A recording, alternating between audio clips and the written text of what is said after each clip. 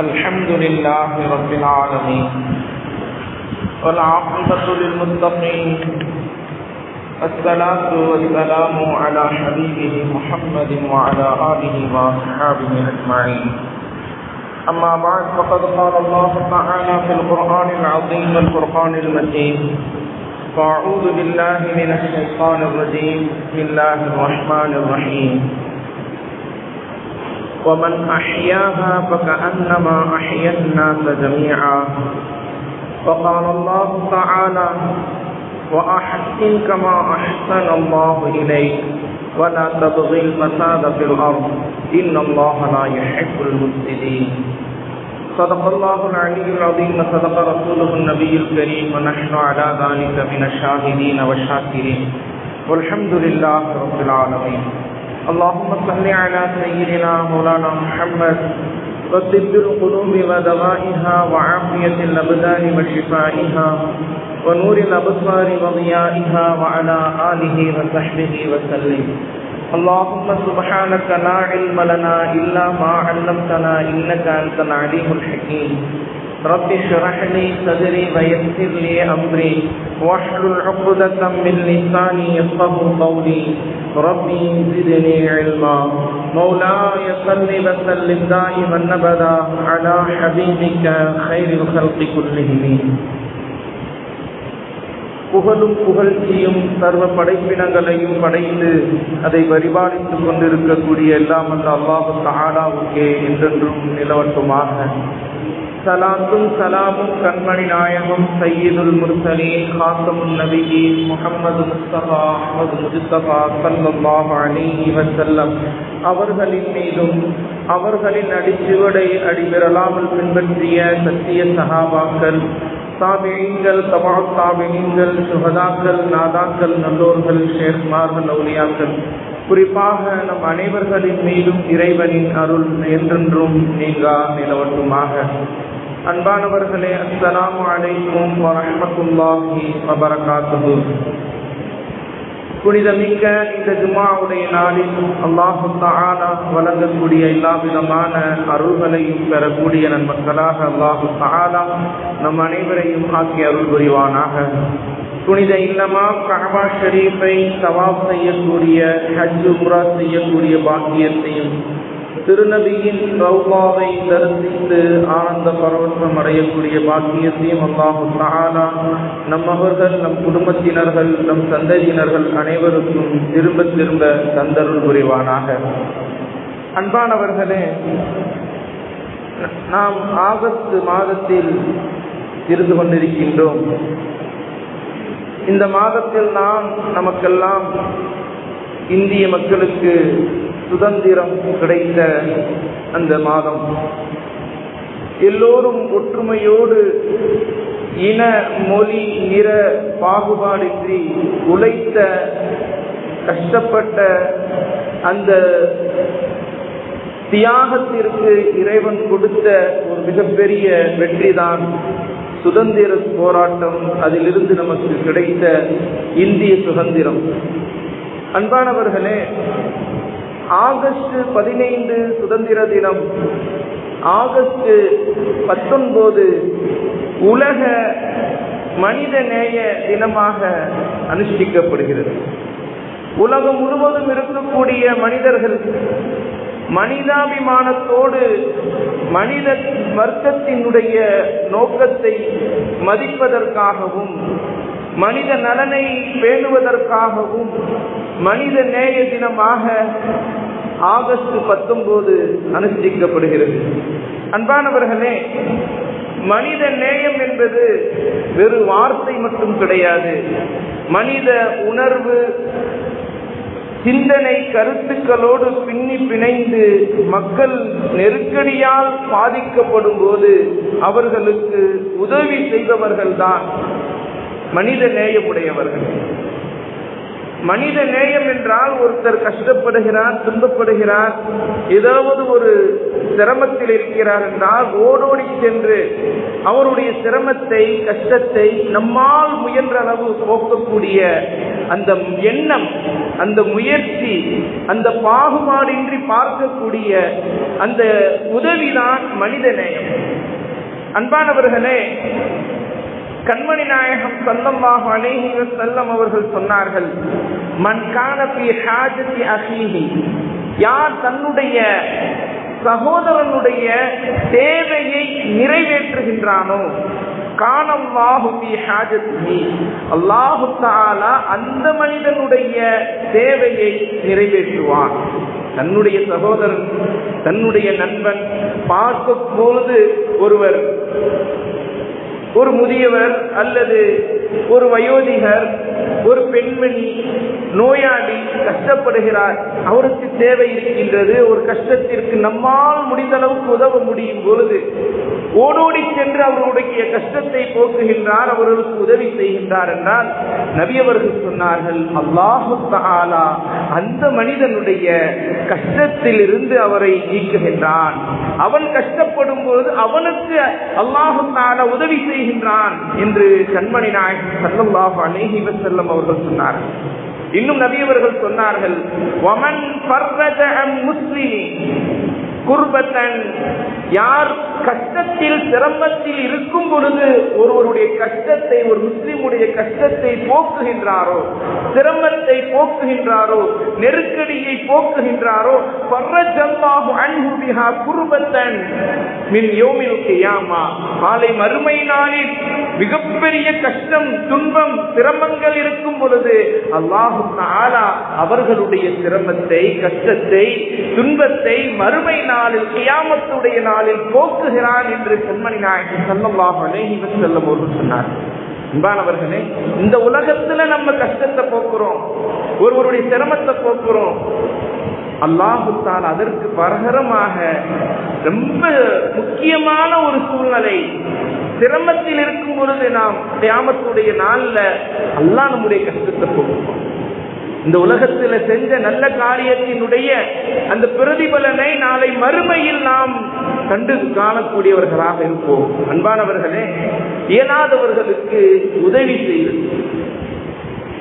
குர்ஆன்ல அல்லாஹு தஆலா மூஸா அலைஹிஸ்ஸலாம் அவர்களுடைய சம்பவத்தை நிறைய இடங்களில் குறிப்பிடுகின்றான்.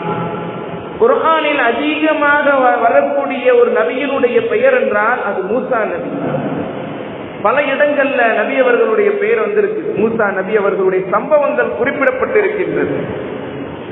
முதல் ஜுஸு பக்ராவில் இருந்து 1வது ஜுஸுவில் இருந்து கடைசி ஜுஸு அம்மை வரை பல இடங்கள்ல மூஸா அலைஹிஸ்ஸலாம் அவர்களுடைய சம்பவங்கள் குறிப்பிடப்பட்டிருக்கின்றது. அதில் ஒரு சம்பவம், வாலிப வயதில் மூஸா அலைஹிஸ்ஸலாம் அவர்கள் எகிப்தை விட்டு அங்கிருந்து மதியன் என்ற அந்த நகரத்திற்கு வருகிறார்கள். நாடு கடந்து வருகின்றார்கள், தனிமையில் வருகின்றார்கள், எந்த ஒரு பொருளும் கிடையாது, வாகனம் கிடையாது, பசித்தவர்களாக, ஏழையாக, பரதேசியாக அங்கிருந்து வருகிறார்கள்.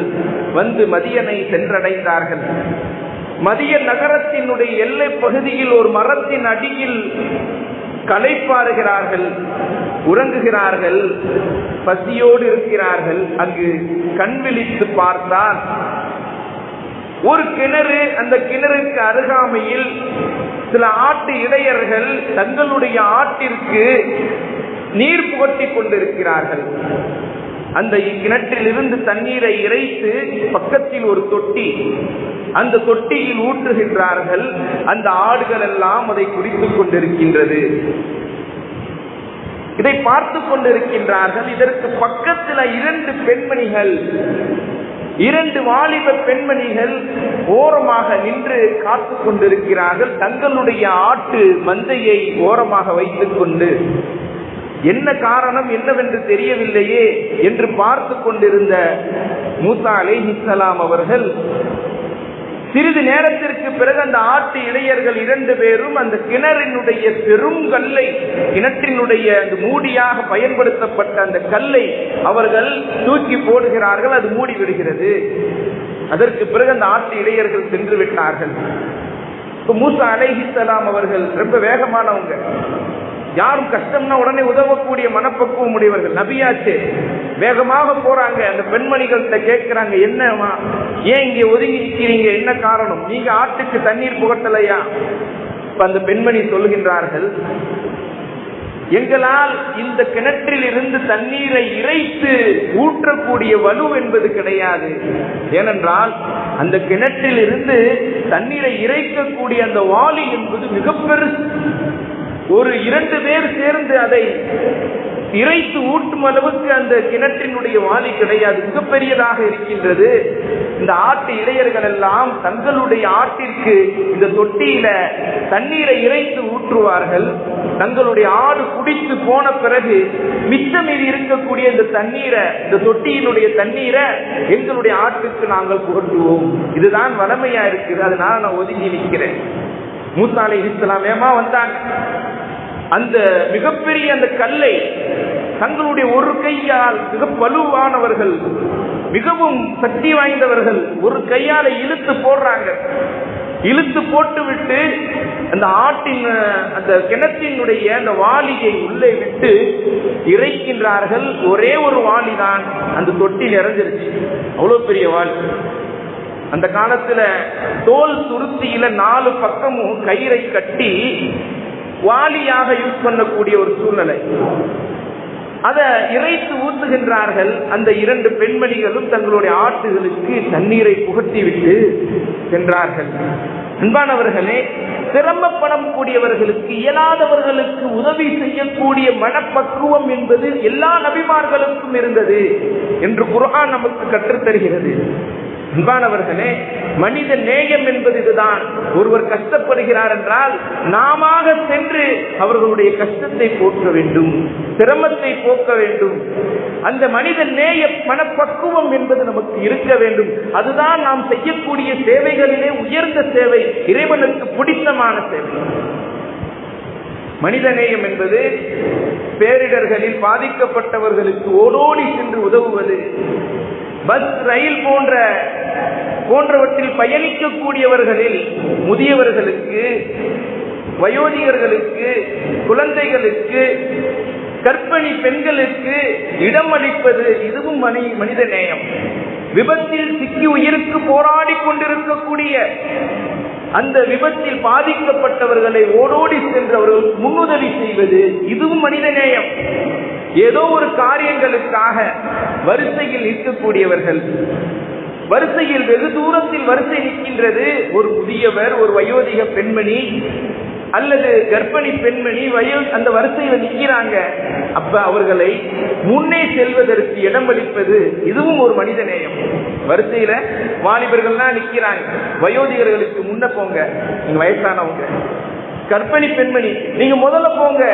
நீங்க ஒரு சிசுவை சுமக்கக்கூடிய ஒரு தாய், வயோதிக பெண்மணி, வயதில் முதிர்ந்தவர், அவருக்கு முன்னே இடமளிப்பது, இதெல்லாம் மனித நேயத்தை நமக்கு கற்றுத்தருகிறது. ஒரு அட்ரஸ் தெரியாத, விலாசம் தெரியாத ஒருத்தர் வருகிறார், அவருக்கு விலாசத்தை சொல்லிக் கொடுப்பதும் மனித நேயம். அன்பர்களே, ஒரு இடத்துல அந்த காலத்துல படிப்பறிவு இல்லாதவர்கள், இப்ப எல்லாம் ஃபார்ம் புல்ல பண்ண வேண்டும் என்ற ஒரு சூழ்நிலை. எங்கு போனாலும் ஃபார்ம் புல்ல பண்ணணும். இப்ப ஃபார்ம் புல்ல பண்ண தெரியல, அவருக்கு பேனா கொடுத்து நம்மளால் முடிந்த அந்த கல்வி அறிவை வைத்து அவர்களுக்கு ஃபார்ம் புல்ல பண்ணி கொடுப்பதும் ஒரு மனித நேயம். அன்பானவர்களே, இதுவெல்லாம் மனித நேயத்தில் சார்ந்ததாக இருக்கின்றது. இது போன்ற அந்த எண்ணங்களும் உதவக்கூடிய மனப்பக்குவமும் நம்மிடத்தில் வர வேண்டும். அதைத்தான் நபி அவர்கள் நமக்கு கற்றுத்தந்தார்கள். முதலில் அன்பானவர்களே, மனித நேயத்தை மக்காவில் உருவாக்கியவர்கள் கண்மணி நாயகம் ஸல்லல்லாஹு அலைஹி வஸல்லம் அவர்கள். கரடுமுரடாக வாழ்ந்த அந்த மக்களுக்கு மத்தியில் இனம் பிரிவாக, மொழி பிரிவாக, கருத்தவர்கள் வெள்ளையர்கள் என்று அடிமைகளுக்கு ஒரு சட்டம், உயர்ந்தவர்களுக்கு ஒரு சட்டம், விதவை பெண்களுக்கு ஒரு சட்டம் என்று ஒவ்வொரு சட்டத்திற்கு கீழ் வாழ்ந்து கொண்டிருந்த அந்த மக்களுக்கு மத்தியில் மனித நேயத்தை கொண்டு சென்றவர்கள் யார் தெரியுமா? கண்மணி நாயகம் ஸல்லல்லாஹு அலைஹி வஸல்லம் அவர்கள். அன்பானவர்களே, ஹஜ்ரத் உமர் பின் அப்துல் ஹஜ்ரத் அப்துல்லா இப்னு உமர் ரலியல்லாஹு அன்ஹு அவர்கள் கண்மணி நாயகம் ஸல்லல்லாஹு அலைஹி வஸல்லம் அவர்களிடத்தில் கேட்கின்றார்கள், யா ரசூலல்லாஹ், அய்யுன் நாஸி அஹப்பு இலல்லாஹ், மக்களிலே அல்லாஹ்வுக்கு மிகவும் பிடித்தமானவர் யார்? வ அய்யுல் அஅமாலி அஹப்பு இலல்லாஹ், அல்லாஹ்வுக்கு அமல்களிலேயே மிகவும் பிடித்தமான அமல் எது? இரண்டு கேள்வி கேட்கிறாங்க. மக்களிலேயே அல்லாஹ்வுக்கு பிடித்த மக்கள் யார்? அமல்களிலேயே சிறந்த அமல் அல்லாஹ்வுக்கு பிடித்த அமல் எது? இந்த இரண்டு கேள்விக்கு நபி அவர்கள் பதில் சொல்கின்றார்கள், அஹப்புன் நாஸ் இலல்லாஹி தஆலா அன்ஃபஅஹும் லின்னாஸ், மக்களிலேயே அல்லாஹ்வுக்கு மிகவும் பிடித்தமானவர்கள் யாரு தெரியுமா? பிற மக்களுக்கு பிரயோஜனம் தரக்கூடிய, உதவி செய்யக்கூடிய மக்கள் தான் அல்லாஹ்வுக்கு மிகவும் பிடித்தவர்கள். அன்பானவர்களே, மக்களுக்கு மக்கள் உதவியாக இருக்கக்கூடியவர்கள், சகோதரனுக்கு சகோதரன் உதவியாக இருக்கக்கூடியவன், பக்கத்து வீட்டுக்காரருக்கு பக்கத்து வீட்டுக்காரர் உதவியாக இருக்கின்றார், எளியோருக்கு முடியாதவர்களுக்கு வசதி படைத்தவர்கள் உதவியாக இருக்கின்றார்கள். அப்படிப்பட்டவர்கள் தான் அல்லாஹ்வுக்கு மிகவும் பிடித்தமானவர்கள் மக்களிலேயே என்று கண்மணி நாயகம் ஸல்லல்லாஹு அலைஹி வஸல்லம் அவர்கள் சொன்னார்கள். அல்லாஹ்வுக்கு பிடித்த அமல் எது? இந்த சஹாபி கேட்டாங்க, அமல்களிலேயே அல்லாஹ்வுக்கு பிடித்த அமல் எது? அஹப்புல் அஅமாலி இலல்லாஹி தஆலா சுரூருன் ததுகுலு அலல் முஸ்லிமி, ஒரு முஸ்லிமுடைய விஷயத்தில் சந்தோஷத்தை நிலைநாட்டுவது அல்லாஹ்வுக்கு மிகவும் பிடித்தது. ஒரு முஸ்லிமை சந்தோஷப்படுத்துவது, ஒரு முஸ்லிமை நிம்மதியை கொண்டு வருவது, அது அல்லாஹ்வுக்கு மிகவும் பிடித்தது என்று கண்மணி நாயகம் சொல்லிவிட்டு தொடர்ச்சியாக சொன்னார்கள், சிரமத்தில் இருக்கக்கூடியவருடைய சிரமத்தை ஒரு மனிதன் போக்குகிறார் என்றால் அவர் அல்லாஹ்வுக்கு பிடித்தமான அமலை செய்து விட்டார். ஒருவர் கடனாளியாக இருக்கிறார் என்றால் அவருடைய கடனை ஒரு மனிதர் போக்குகின்றார், ஒரு கடனுக்கு உதவி செய்கிறார் என்றால் அவர் அல்லாஹ்வுக்கு பிடித்தமான அமலை செய்து விட்டார். பசியில் பட்டினியில் இருக்கக்கூடிய ஒரு மனிதனுடைய பசியை பட்டினியை போக்கி அவர் வயிறார உணவளித்தார் என்றால் அவர் அல்லாஹ்வுக்கு பிடித்தமான அமலை செய்து விட்டார். அன்பானவர்களே, நாம் எல்லாம் நினைத்துக் கொண்டிருக்கின்றோம், அல்லாஹ்வை ஐவேளை தொழுவது மட்டும் சிறந்த அமல், குர்ஆன் ஓதுவது மட்டும் அல்லாஹ்வுக்கு ரொம்ப பிடித்தமானது, அல்லது ஹஜ் செய்வது, அது போன்ற மற்ற நல்ல காரியங்களை செய்வதெல்லாம் அல்லாஹ்வுக்கு பிடித்தமானது என்று நினைத்துக் கொண்டிருக்கின்றோம். அன்பானவர்களே, கண்மணி நாயகம் ஸல்லல்லாஹு அலைஹி வஸல்லம் அவர்களுடைய இந்த ஹதீஸில் இருந்து நமக்கு கிடைக்கக்கூடிய விஷயம் என்ன தெரியுமா? ஐவேளை வணங்குவதோடு நல்லவர்கள் செய்வதோடு பிற மக்களுக்கு உதவியாக இருப்பதும் அல்லாஹ்வுக்கு மிக பிடித்தமான அமல். அன்பானவர்களே, அதற்கு நாம் முயற்சி செய்ய வேண்டும். சிறந்த மனிதனாக உருவாக வேண்டும், அல்லாஹ்வுக்கு பிடித்த மனிதனாக நாம் உருவாக வேண்டும். அன்பானவர்களே, தட்டி கேட்பதும் ஒரு சிறந்த மனிதனே. ஒருவர் தவறு செய்கின்றார், ஒருவர் அநீதம் இழைக்கின்றார், அதை தட்டி கேட்கக்கூடிய சக்தி நமக்கு இருக்கின்றது. அதை பார்த்தும் பார்க்காததை போன்று ஒரு மனிதன் இருக்கிறான் என்றால் அது மிகப்பெரிய பாவம். அதை தட்டி கேட்கக்கூடிய சக்தி உள்ள ஒரு மனிதன் தட்டி கேட்கிறார் என்றால் அந்த அநீதத்தில் இருந்து அந்த மனிதனை காப்பாற்றுகின்றார் என்றால் அவர் ஒரு சிறந்த அமலை செய்து விட்டார்.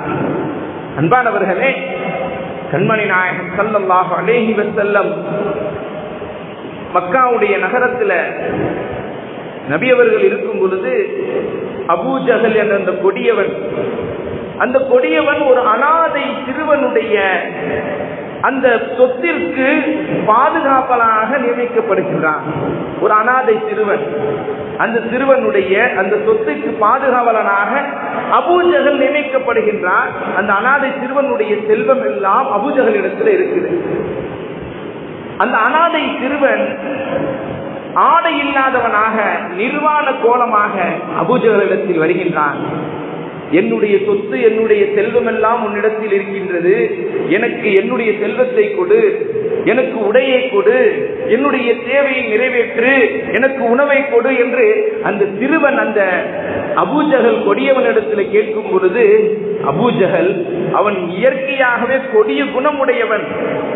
அவன் என்ன செய்கின்றான்? அந்த சிறுவனுடைய நெஞ்சில தட்டி போடா தரமாட்டேன்னு அனுப்பிவிடும்.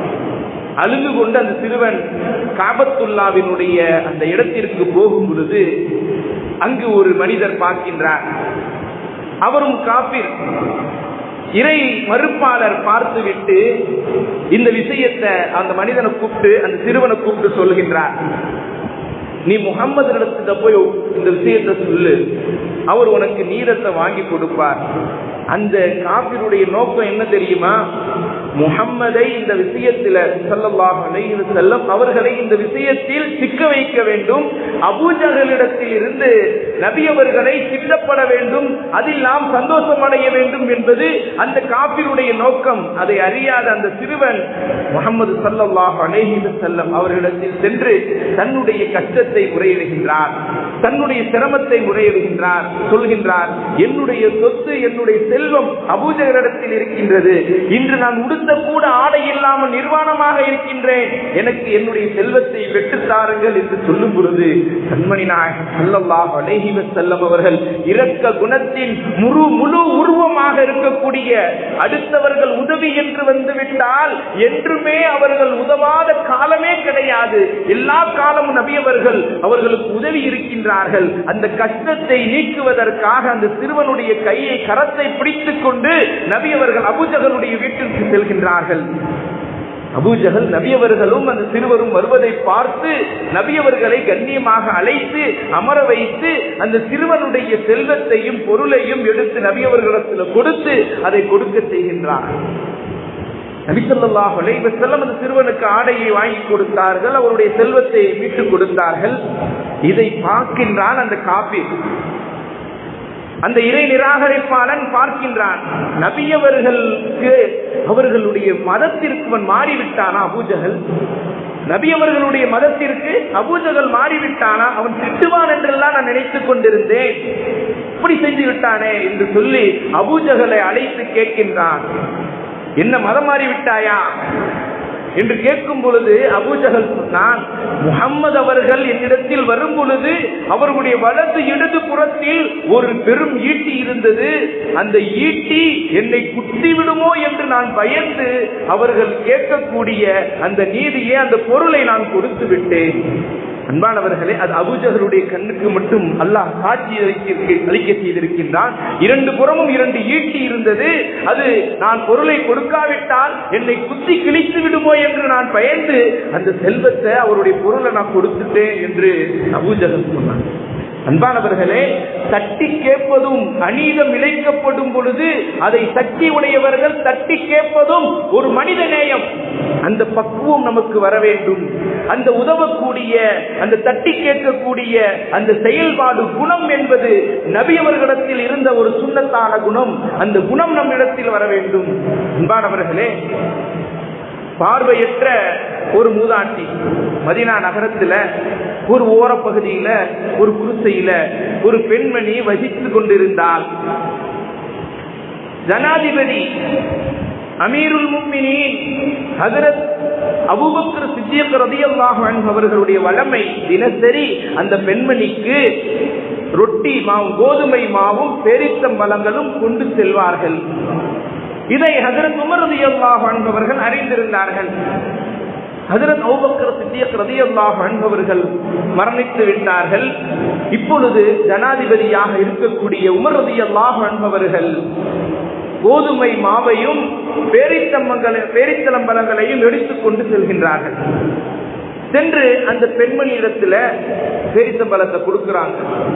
அந்த பார்வையற்ற அந்த மூதாட்டி பெண்மணி பேரித்தம்பழத்தை தொட்டு பார்த்துட்டு அவங்க கேட்கக்கூடிய ஒரே வார்த்தை, அந்த பெண்மணிக்கு முதல்ல தெரியாது. அபூபக்கர் ரலியல்லாஹு அன்ஹு அவர்கள் மரணித்த விஷயம் அந்த மூதாட்டி பெண்மணிக்கு தெரியாது. அந்த பெண்மணி கேட்கக்கூடிய ஒரே வார்த்தை, அமாத்த சாஹிபுக்க, உன்னுடைய சகோதரர் மரணித்து விட்டாரா? எப்படி நீங்க கண்டுபிடித்தீர்கள்? எப்படி கண்டுபிடித்தீர்கள்? வமாதரக்கி, அது ராக்கி, நீங்கள் எப்படி கண்டுபிடித்தீர்கள் என்று ஹஜ்ரத் உமர் ரலியல்லாஹு அவங்க கேட்கிறாங்க. இல்ல, அபூபக்கர் ரலியல்லாஹு அன்ஹு அவர்கள் எப்பொழுதும் பேரித்தம்பழத்தை கொடுக்கும் பொழுது கொட்டையை எடுத்துட்டு அதில் இருக்கக்கூடிய அந்த விதையை எடுத்துட்டு, நான் கண் பார்வை இல்லாத பெண்மணி என்பதால் எனக்கு இடையூறு ஏற்பட்டு விடக்கூடாது என்பதற்காக அதில் இருக்கக்கூடிய விதையை எடுத்துவிட்டு அவர் கொடுப்பார். ஆனா நீங்க விதையோடு கொடுத்தீங்களே, அதனால தான் கேட்டேன். அன்பானவர்களே, அப்ப உமர் ரலியல்லாஹு அன்ஹு அவர்கள் சொல்லக்கூடிய வார்த்தை, அன்பானவர்களே, லகத் அத்அபதல் குலஃபா மின் பஅதிக யா அபூபக்கர், அபூபக்கர் அவர்களே, உங்களுக்கு பிறகு வரக்கூடிய கலீஃபாக்களுக்கு நீங்கள் மிகப்பெரிய ஒரு சிரமத்தை கொடுத்து விட்டு சென்று விட்டீர்கள். இந்த அளவுக்கு நீங்கள் உதவக்கூடிய மனப்பக்குவம் உடையவராக இருந்திருக்கிறீர்களே. அன்பானவர்களே, நம்முடைய நபி அவர்களும் உதவக்கூடியவர்கள். ஏழைகள், முடியாதவர்கள், வயோதிகர்களுக்கு ஓடோடி சென்று உதவக்கூடிய பக்குவம் உடையவர்கள் நம்முடைய சஹாபாக்கள், குலபாய ராஷிதீன்கள், நேர்வழி பெற்ற அந்த சஹாபாக்களும் உதவக்கூடிய மனப்பக்குவம் உடையவர்கள். அந்த உதவி மனப்பக்குவம் நமக்கு ஏற்பட வேண்டும். அன்பானவர்களே, ஒரு ஹதீஸில் இவ்வாறாக வருகிறது. நபி அவர்கள் சொன்னார்கள், புகாரி ஷெரீஃப்ல வரக்கூடிய ஒரு ஹதீஸ், நபி அவர்கள் சொன்னார்கள், விதவைக்காகவும் ஏழைகளுக்காகவும் பாடுபடக்கூடியவர். ஒரு விதவை பெண்மணிக்காக அவர் பாடுபட்டு செல்வத்தை திரட்டி அவர்களுக்கு உதவுகின்றார். ஒரு ஏழைகளுக்கு, எளியோர்களுக்கு, முடியாதவர்களுக்கு பாடுபட்டு செல்வத்தை திரட்டி ஒருவர் உதவுகின்றார் என்றால் அதனுடைய நன்மை என்ன தெரியுமா? அல்லாஹ்வினுடைய பாதையில் அறப்போர் புரிந்தவருடைய நன்மையை அவர் அடைவார். அல்லாஹ்வுடைய பாதையில போர்ல கலந்து கொண்ட என்ன நன்மையோ அந்த நன்மையை ஏழை எளியோர்களுக்கு, விதவைகளுக்கு உதவக்கூடியவர் அவர் அடைவார் என்று கண்மணி நாயகம் ஸல்லல்லாஹு அலைஹி வஸல்லம் அவர்கள் சொல்லிவிட்டு, அல்லது அவர் இரவில் முழுவதும் நின்று வணங்கி பகல் முழுவதும் நோன்பு வைத்த நன்மையை அவர் அடைவார் என்று கண்மணி நாயகம் ஸல்லல்லாஹு அலைஹி வஸல்லம் அவர்கள் சொன்னார்.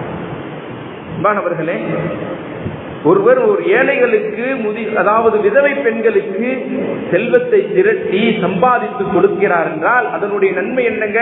போர்ல கலந்து கொண்ட நன்மை, மார்க்க போர்ல கலந்து கொண்ட நன்மை, அல்லாஹ்வுடைய பாதையில சென்ற நன்மை, இரவெல்லாம் நின்று வணங்கிய நன்மை, பகலெல்லாம் நோன்பு வைத்த நன்மை, அடுத்தவர்களுக்கு உதவக்கூடிய விஷயம் அல்லாஹ்வுக்கு மிகவும் பிடித்தமான ஒரு அமல். அன்பானவர்களே, இன்னைக்கு நாம் பார்த்து கொண்டிருக்கின்றோம் எவ்வளவு கஷ்டப்படக்கூடியவர்கள், எவ்வளவு சிரமப்படக்கூடியவர்கள்.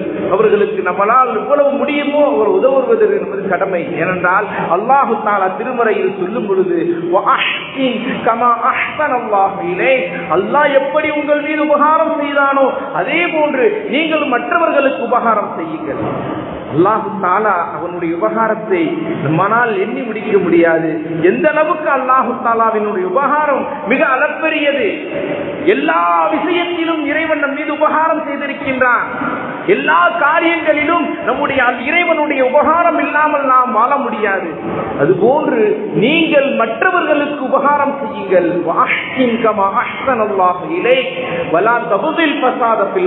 இந்த உலகத்தில் குழப்பத்தை நீங்கள் உண்டாக்காதீர்கள். உலகத்துல குழப்பத்தை உண்டாக்காதீங்க. ஒருவருக்கு மத்தியில குழப்பம், கணவன் மனைவிக்கு மத்தியில குழப்பம், சகோதரருக்கு மத்தியில குழப்பம், ஒரு பணியாளுக்கு கீழ் குழப்பத்தை உண்டாக்குவது, இதுவெல்லாம் அல்லாஹ்வுக்கு பிடிக்காத ஒரு வார்த்தை. ஏனென்றால் அல்லாஹு தஆலா அடுத்து ஒரு வார்த்தையை சொல்கின்றான், இன்னல்லாஹ லா யுஹிப்புல் முஃப்ஸிதீன். பசாது செய்யக்கூடியவர்கள், குழப்பத்தை உண்டாக்கக்கூடியவர்களை இறைவன் ஒரு காலம் விரும்ப மாட்டான். அன்பானவர்களே, உங்களால் முடிந்த அளவுக்கு அல்லாஹ் எப்படி உங்களுக்கு உபகாரம் செய்யலாதோ அதே போன்று நீங்கள் மற்றவர்களுக்கு உபகாரம் செய்யுங்கள் என்று கண்மணி நாயகம் ஸல்லல்லாஹு அலைஹி வஸல்லம் அவர்கள் சொன்னார். ஒரு சம்பவம், ஹஜ்ரத் மாரூஃபுல் கர்ஹி ரஹ்மத்துல்லாஹி அலைஹி அவர்கள் ஒரு மிகப்பெரிய இறைநேசர். அவர் ஒரு மனிதருடைய கனவுல தோன்றுகிறார். ஒரு மனிதர் தன்னுடைய அந்த உஸ்தாதை பார்க்கின்றார் கனவுல. கனவுல பார்க்கும் பொழுது ஒரு சொர்க்கத்தில் இன்பகரமாக இருக்கின்றார்கள். ஹஜ்ரத் அவர்கள், சொர்க்கத்தில் இருக்கிறீங்களே, எந்த அமலும் உங்களை சொர்க்கத்தில் கொண்டு சேர்த்தது என்று கேட்கும் பொழுது அவர்கள் சொல்கின்றார்கள், ஒரு முறை நான் நபிலான நோன்பு வைத்திருந்தேன். ஒரு மனிதர், ஏழை வியாபாரி, முடியாத ஒரு வியாபாரி, பலரசத்தை விற்கக்கூடியவர், பலரசத்தை விற்கக்கூடிய இந்த ஜூஸ் விற்கக்கூடிய ஒரு மனிதர் வந்து கொண்டிருந்தார். ஒரு இடத்துல அமர்ந்திருந்தார். காலையில் இருந்து ஒரு வியாபாரமும் ஆகல. அவருக்கு வியாபாரமானால்தான் அன்றைய உணவு. அப்படிப்பட்ட ஒரு சூழ்நிலை அந்த மனிதர் சொன்னார், அல்லாஹ்வுக்காக ஒரு கிளாஸ் இந்த பலரசத்தை வாங்கிக்கோங்க, இந்த ஜூஸை வாங்கிக்கோங்க, அல்லாஹ் உங்களுடைய பாவத்தை மன்னிப்பான்.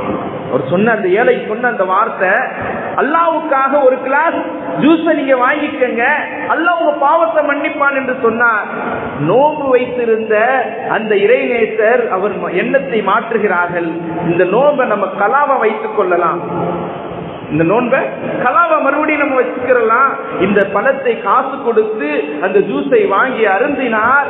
அதன் காரணமாக அவருடைய துஆ நமக்கு கிடைக்கட்டும், அல்லாஹ் தஆலா இந்த செயலின் காரணமாக என்னை மன்னித்து சொர்க்கத்தில் நுழைக்க செய்தான் என்று மாரூஃபுல் கர்ஹி ரஹ்மத்துல்லாஹி அலைஹி அவர்கள் சொன்னார்கள். என்றால் ஒரு மனிதர் கஷ்டத்தில் இருக்கிறார் என்றால் அவருக்கு உதவுவதும் ஒரு மிக சிறந்த அமல்.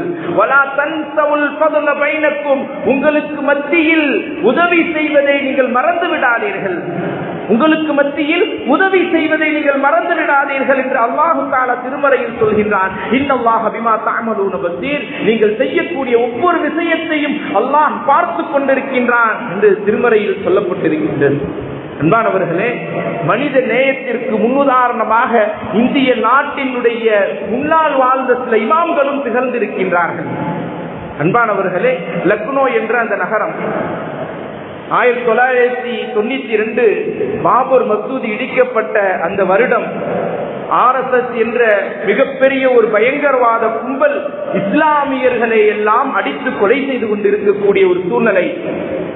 ஹஜ்ரத் சஜ்ஜாத் நுஅமான் ரஹ்மத்துல்லாஹி அலைஹி என்ற ஒரு சிறந்த ஒரு இமாம், ஒரு இறைநேசர், அவர்கள் ஒரு குழுவை அமைத்திருந்தார்கள். ஒரு குழுவை அமைத்து யாரெல்லாம் கஷ்டப்படுகின்றார்களோ அவர்களுக்கு உதவி செய்யக்கூடிய ஒரு மன்றம், ஒரு குழுவை அமைத்திருந்தார்கள். அவர்களுக்கு கீழ் பல டாக்டர்கள் வேலை செய்து கொண்டிருந்தார்கள். ஒரு நாள் நள்ளிரவு நேரம் ஒரு செய்தி வருகிறது, இந்த ஹாஸ்பிட்டல்ல இந்த பெண்மணிக்கு, ஒரு சிறுமிக்கு இந்த வகை குரூப் ரத்தம் தேவைப்படுகின்றது, அவசரம். அந்த வகை குரூப் ரத்தம் சஜ்ஜாத் நுஅமானி ரஹ்மத்துல்லாஹி அலைஹி அவரிடத்தில் இருக்கக்கூடியது. அவங்க வேகமாக நள்ளிரவு வேகமாக செல்கின்றார்கள் அந்த ஹாஸ்பிட்டலை நோக்கி. RSS கும்பலை சார்ந்த 4 நபர்கள் பிடித்துக் கொள்கின்றார்கள். பிடித்துக் கொண்டு உங்களை கொலை செய்ய போகிறோம் என்று மிரட்டுகின்றார்கள். ஒரு அரை மணி நேரம் எனக்கு கொடுங்க, இந்த இடத்துல ஒரு சிறுமிக்கு இரத்தம் தேவைப்படுகிறது, அதை நான் கொடுத்து விட்டு வந்து விடுகின்றேன், அதற்கு பிறகு என்ன வேணாலும் செய்யுங்க. அப்படியா, சரி வாங்க போலாம். 4 பேரும் அழைத்து கொண்டு ஒரு ஹாஸ்பிட்டலுக்கு போறாங்க. அங்க பார்த்தா ஒரு RSS கும்பலினுடைய தலைவனுடைய மகளுக்கு, குழந்தைக்கு இரத்தம் தேவைப்படுகின்றது. அவர்கள் சென்று அதை யார் என்று பார்க்கவில்லை, ரத்தத்தை கொடுத்து விட்டு அப்பொழுது அந்த நபர்களிடத்துல வராங்க, எங்க இயக்கத்து தலைவருடைய மகளுக்கு நீங்கள் ரத்தம் கொடுத்திருக்கின்றீர்களே, நாங்கள் எல்லாம் கொடியவர்கள், இஸ்லாமியர்களை கொலை செய்யக்கூடியவர்கள், பள்ளிவாசலை இடித்தவர்கள், எங்களுக்கு நீங்கள் உதவி செய்திருக்கின்றீர்களே என்று அவர்களிடத்தில் கேட்கும் பொழுது, நாங்கள் மதம் சார்ந்தவர்கள் அல்ல, இந்த மதத்திற்கு தான் உதவ வேண்டும் என்ற எண்ணம் எங்களுக்கு கிடையாது, யாரெல்லாம் கஷ்டப்படுகின்றார்களோ அவர்களுக்கு உதவக்கூடிய பக்குவம் என்பது எங்களுடைய நபி எங்களுக்கு கற்றுத்தந்தது என்று சொன்னார்கள். அதற்கு பிறகு இந்த RSS கும்பலை சார்ந்த அந்த 4 நபரும் அவர்களை பாதுகாப்பாக வீட்டிற்கு அழைத்து சென்று விட்டார்கள் என்பது வரலாற்று உண்மை. அன்பானவர்களே, நாம் மதம் சார்ந்து, இனம் சார்ந்து, மொழி சார்ந்து எல்லா மக்களுக்கும் உதவக்கூடிய மனப்பக்குவமாக உருவாக வேண்டும். அதுதான் உண்மையான மனித நேயம். அப்படிப்பட்ட மனித நேயம் உடையவர்களாக அல்லாஹ் தஆலா நம் அனைவரையும் ஆக்கி அருள் புரிவானாக. வாஹிர் தஅவானா அல்ஹம்துலில்லாஹி ரப்பில் ஆலமீன். அஸ்ஸலாமு அலைக்கும் வ ரஹ்மத்துல்லாஹி வ பரகாத்துஹு.